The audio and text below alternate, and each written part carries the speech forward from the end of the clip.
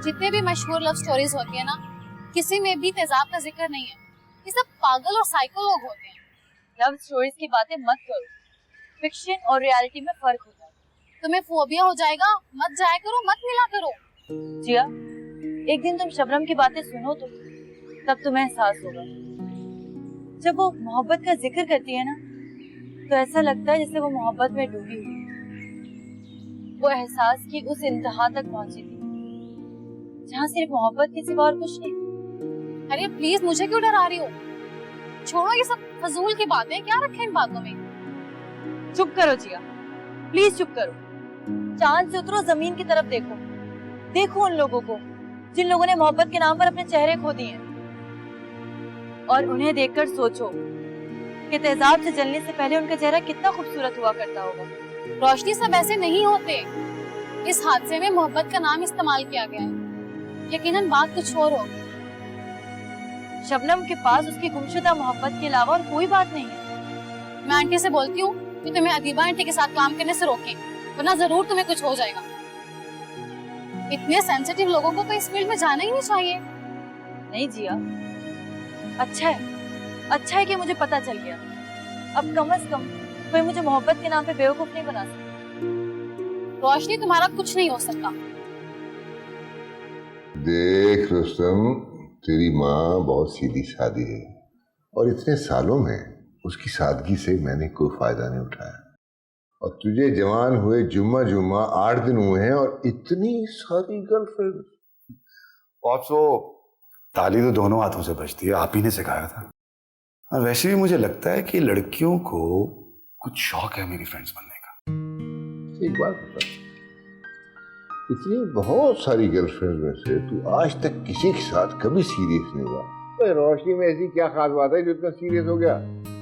Pops बड़ी reserve है वो, और ये जो लड़कियां रिजर्व होती है ना, ये ना तो डेटों पे जाती हैं, ना कोई चक्कर चलाती हैं, और ना ही किसी को घनचक्कर बनाती हैं। चलो, लड़कियों के इस चक्कर में कुछ तो सीखा तूने। यू नो पॉप्स, बीवी और गर्लफ्रेंड में फर्क वाज़ेह नजर आना चाहिए। शाबाश, मुझे ये डर था कि तू कहीं कोई गलत सिलेक्शन न कर बैठे। वैसे रोशनी मुझे भी पसंद है, अब तेरे लिए। मगर क्या? भाई वो हमारी मैडम अदीबा है ना, she is out of town. वो आ जाए तो पॉप्स, लेकिन हमें रोशनी के घर जाना है, अदीबा मैडम के घर थोड़ी जाना है। देखो याद रखो, दुनिया का हर काम थ्रू प्रॉपर चैनल होना चाहिए। वो इधर होगी तो वहां जाएंगे ना, वरना क्या मंग तो तेरा खुद उनके घर में घुस जाए। और वो कब तक आएंगी? ये अच्छा सवाल है, ये अभी मालूम किए लेते हैं। इसी बहाने एक टेक्स्ट ही कहेंगे।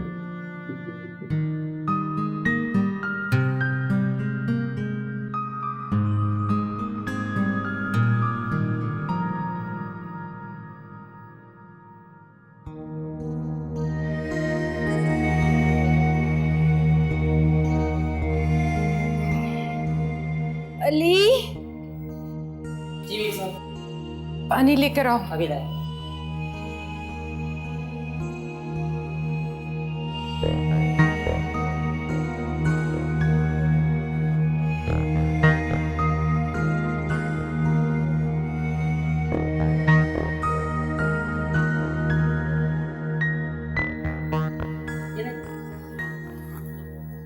पता नहीं क्या हो गया, इतना शदीद चक्कर। तुमने साहब को फोन कर दिया था ना? जी, काफी देर हो गई, आते हैं। ओके ठीक है, जाओ।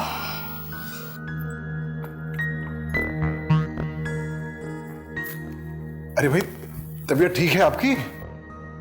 आज तो आपने लिटरली हमारी दौड़ें लगवा दी। समझ नहीं आ रहा है कि ये क्या हो गया है। लेटी रहती हूँ तो ठीक है, उठने की 2-3 दफा कोशिश की और एकदम इसी तरह अचानक चक्कर आ गया। देखिए, ख्याल भी तो नहीं रखती ना आप अपना। ये कोई बाली उमरिया नहीं है कि आप इस तरह चौकड़ियां भरती फिरें सारे दिन। भाई, इस उम्र में अच्छी ग़िज़ा की जरूरत होती है। दूध आपको पसंद नहीं है, अंडे में से आपको बू आती है, रह गई विटामिन की गोलियां, उसके बाद आपको डकारें आनी शुरू हो जाती है। तो भाई ऐसे कैसे काम चलेगा बेगम? आपको तो बस बरसने का बहाना चाहिए। अरे भाई, हम गरजते जो नहीं है तो इसलिए कभी कभी बरस लेते हैं? देखिए, आप थोड़ी सी हिम्मत कीजिए और हमारे साथ गाड़ी तक चलिए। भाई हॉस्पिटल चलते हैं, आपका एक तिब्बी मायना करा लेते हैं, सब काम सही हो जाएगा। क्या हो गया है मिर्जा साहब आपको? अल्लाह ताला दुश्मन को भी ना ले जाए हॉस्पिटल। क्या हुआ है? चक्कर ही आया है ना, अब उसकी खातिर मैं हॉस्पिटल जाके लेट जाऊं? आप भी हमेशा नई किस्म के मंतिक लेके आती। अरे भाई, मुकम्मल तिब्बी मायना करा लेना जो है ये आजकल स्टेटस सिंबल समझा जाता है। रहने दे, रोशनी घर पर होती तो मेरा बीपी चेक कर लेती। वो भी यही कहेगी कि बाबा ठीक मशवरा दे रहे हैं, आपका मुकम्मल तिब्बी मायना हो जाना चाहिए। बस आप ही की शय है जिसकी वजह से वो भी पर पुर्जे निकाल रही है। चलिए उठिए, देखिए कोई ना कोई मसला जरूर है। मिर्जा साहब, इस वक्त तो उठने की बिल्कुल हिम्मत नहीं है। इसी वजह से तो मेरा माथा ठिनक रहा है कि आप तो बिस्तर से उठने के बाद मुड़ के बिस्तर की तरफ देखते नहीं है। चलिए आइए भाई आइए, ये तो आपने आज कमाल कर डाला है। और खूब आराम से बिल्कुल आराम से, शाबाश। जब